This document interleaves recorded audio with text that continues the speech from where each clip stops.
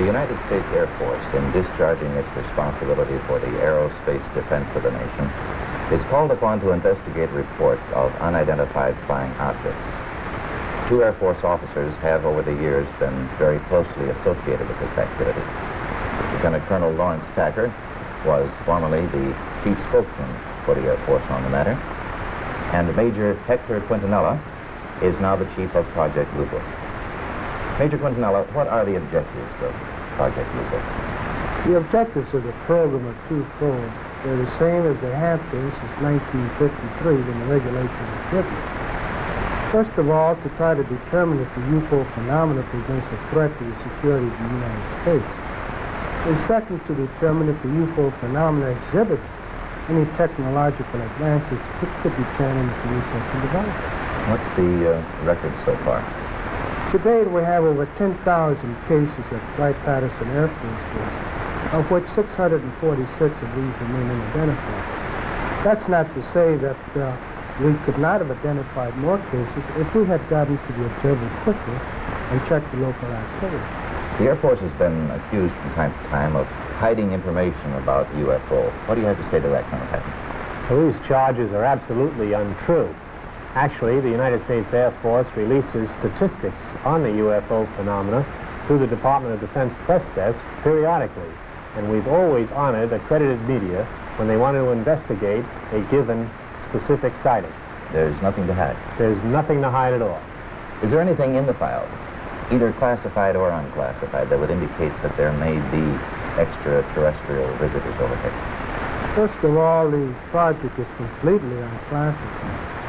And there's nothing in the records which would indicate that we have been visited by any advanced civilization. How does the Air Force look upon people who make reports of UFO? Do they look on them as qualified observers? Yes, they do look on them as qualified observers. Actually, most people who report a UFO sighting are patriotic citizens who have been mystified by something that they've seen, and through a patriotic sense, report it to the local law enforcement officials or to the United States Air Force Base near them. What would you consider as a person qualified to interpret what he sees? Well, I consider astronomers are genuinely expert in their field. First of all, they have a tremendous advantage over the other physical scientists, and that is that they have powerful telescopes and photographic equipment to confirm their interpretation. Do astronomical laboratories make any contribution to the UFO program? In a negative way, they do, because I've never received a UFO report from an observatory. Not a one? Not a single one.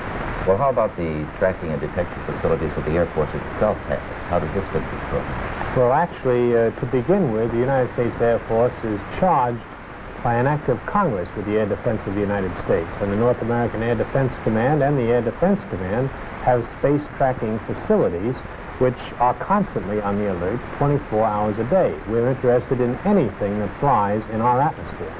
Well, how about UFO reports in other countries? How are they handled? Well, UFOs actually occur worldwide. However, the United States is the only country in the world that places as much emphasis on the phenomenon. Other countries place a burden of proof on the observer and not on their Air Force. And that would make your job a lot easier if they did that here. Yes, it would. Thank you, Colonel Tacker, Major Quintanilla. I would like to close by reading a very brief excerpt from the report of the Air Force's Scientific Advisory Board, which they made recently upon completing a detailed review of the subject of UFO. This is a statement. The committee concluded that in the 19 years since the first UFO was sighted, there has been no evidence that unidentified flying objects are a threat to our national security.